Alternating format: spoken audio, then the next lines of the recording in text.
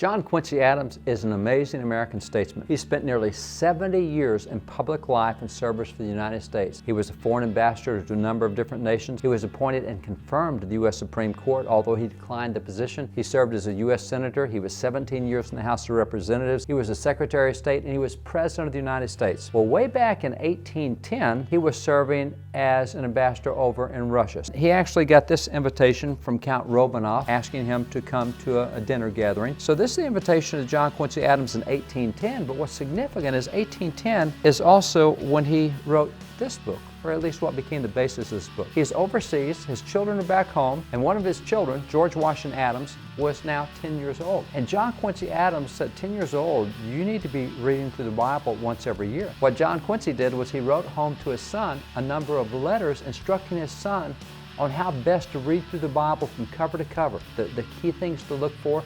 And John Quincy said, hey, I've done this for nearly all my life, is read through the Bible from cover to cover once every year. I read 4 or 5 chapters every day, and although if you want to read through the Bible, you don't have to read 4 or 5 chapters, just a little over 3 will get you through the Bible in a year. Once Americans found out what John Quincy Adams had said to his son, they wanted that for their own kids, which is why this book came out in 1848. It is John Quincy Adams' letters to his son on the Bible and his teachings, but it went across America and went through reprint after reprint after reprint. So I guess the question would be not are you smarter than a 5th grader, but do you read the Bible better than a 10-year-old? This is what 10-year-olds did back then, and if you're interested in this, you can go to our website at WallBuilders.com. We have an ebook of this that John Quincy Adams did. You can download it and read the Bible for yourself and learn the best way to read the Bible cover to cover once every year.